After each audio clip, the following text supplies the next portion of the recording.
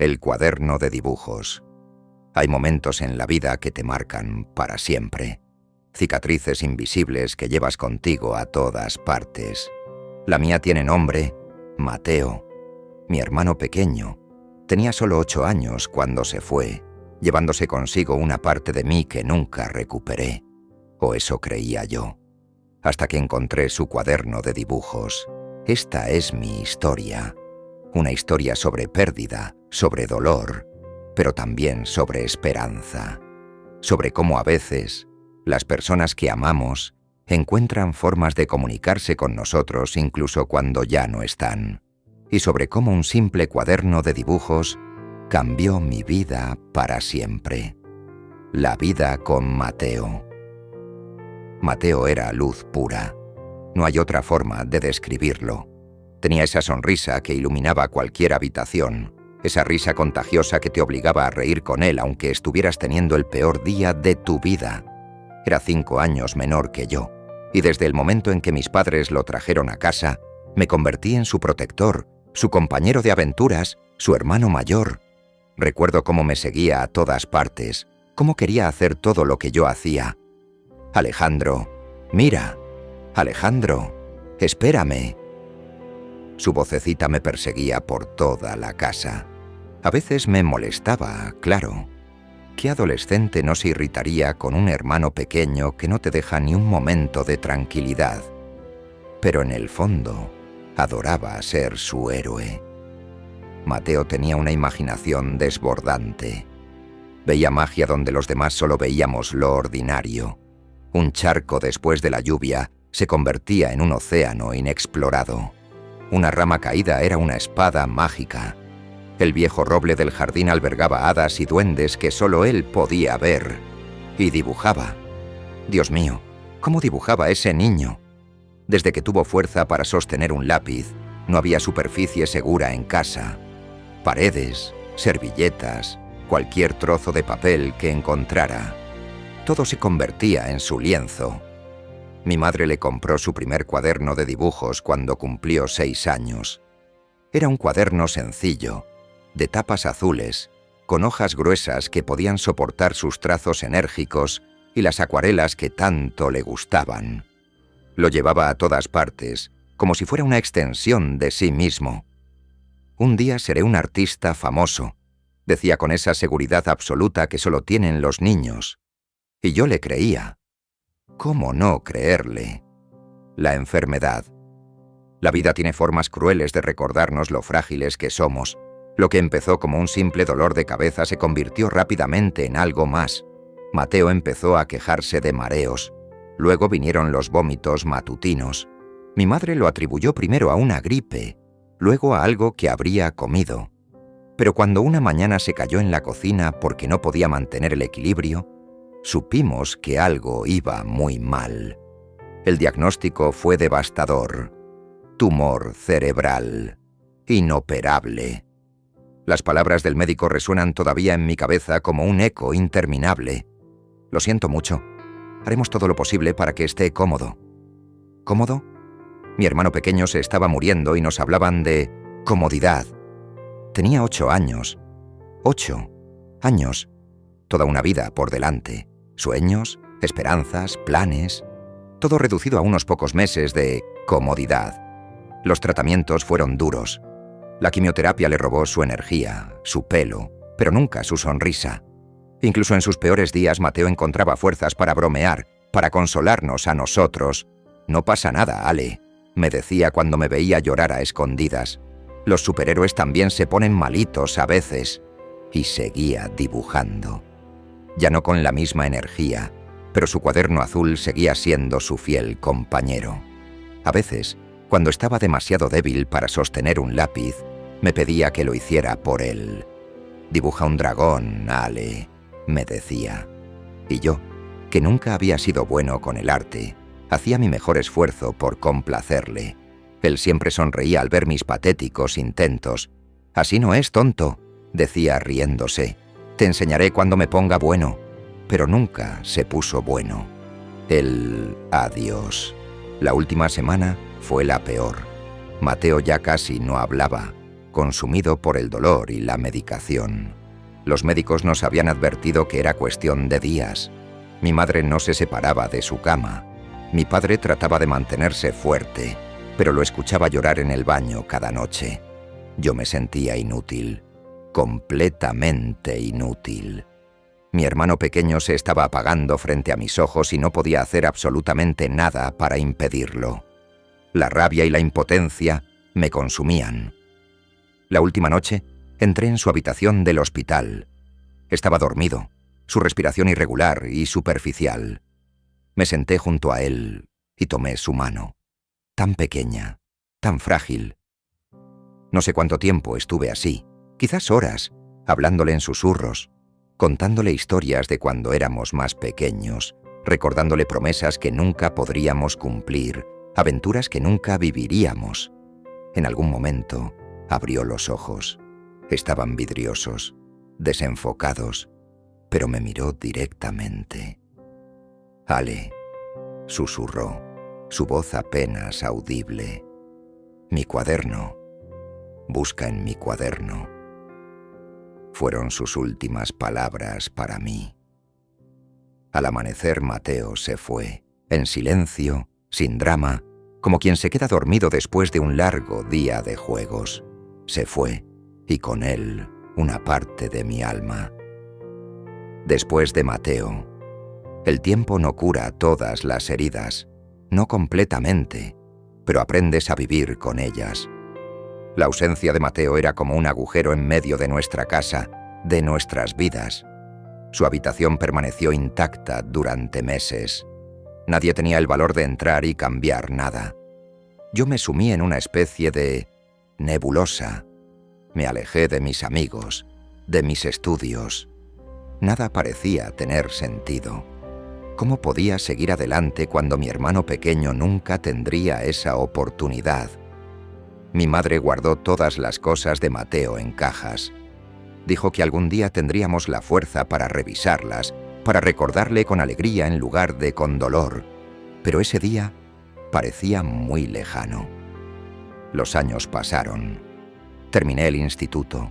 Empecé la universidad.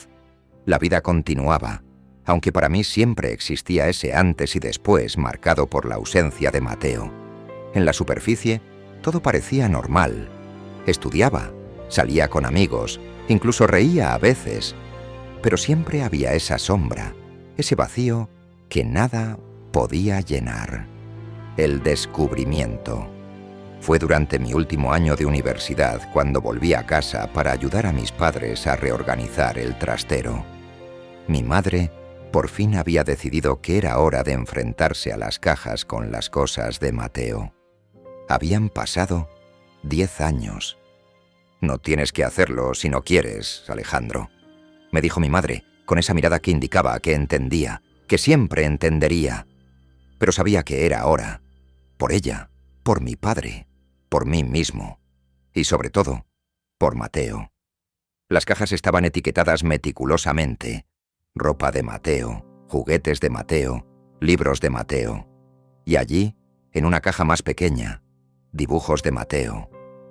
Con manos temblorosas, abrí la caja. Encima de todo estaba su cuaderno azul, aquel que había sido su compañero inseparable durante sus últimos años. Lo tomé como quien sostiene algo sagrado, algo infinitamente precioso. Me lo llevé a mi antigua habitación y me senté en la cama. Durante un largo tiempo, solo pude mirar la portada, recordando las pequeñas manos de mi hermano sosteniéndolo. Finalmente, encontré el valor para abrirlo. Las primeras páginas eran dibujos típicos de un niño. Casas con chimeneas humeantes, figuras palito representando a nuestra familia, el perro que siempre quiso tener pero que nunca llegamos a adoptar. Sonreí entre lágrimas al ver cómo me dibujaba a mí, siempre más alto que el resto, a menudo con una capa de superhéroe. A medida que avanzaba en el cuaderno, los dibujos cambiaban. Se volvían más simples, menos detallados, los efectos de la enfermedad haciéndose evidentes en sus trazos cada vez más temblorosos. Y entonces Casi al final del cuaderno, encontré algo que me dejó sin aliento. Era un dibujo diferente a todos los demás. No era colorido ni lleno de fantasía. Era simple, hecho con lápiz. Mostraba dos figuras, una grande y una pequeña, cogidas de la mano. La figura pequeña parecía estar flotando, elevándose hacia lo que parecía ser un sol brillante. La figura grande estaba en el suelo, con lo que parecían ser lágrimas cayendo de su cara. Pero lo que me hizo temblar fue lo que había escrito debajo, con letra infantil y temblorosa. No llores, Ale. Yo estaré bien. Te veré en tus sueños. Busca la estrella más brillante. Esa seré yo. Te quiero para siempre. Tu hermano, Mateo. Me derrumbé. 10 años de dolor contenido se desbordaron de golpe. No sé cuánto tiempo estuve así, llorando sobre ese cuaderno, sobre ese mensaje que mi hermano había dejado para mí antes de irse. Cuando por fin pude controlar mi llanto, seguí pasando páginas. Y descubrí que había más dibujos, más mensajes. Como si Mateo me hubiera sabido que se iba, como si hubiera querido dejarme un pedacito de su alma en cada página. Recuerda reír, Ale. Me gusta cuando ríes. Cuida a mamá y papá. A veces están tristes cuando no los ves. No tengas miedo. Yo no tengo miedo ya. Era como si estuviera hablando conmigo a través del tiempo y la distancia, como si hubiera encontrado una forma de consolarme incluso después de haberse ido. El mensaje final. El último dibujo era el más simple de todos. Apenas unos trazos, pero inconfundible. 2 figuras mirando un cielo estrellado. Debajo, con una letra que apenas podía reconocer como la de mi hermano. Tan débil debía estar cuando lo escribió. No es un adiós, Ale. Es un hasta luego. Te estaré esperando. Pero no tengas prisa. Vive, Ale. Vive por los dos.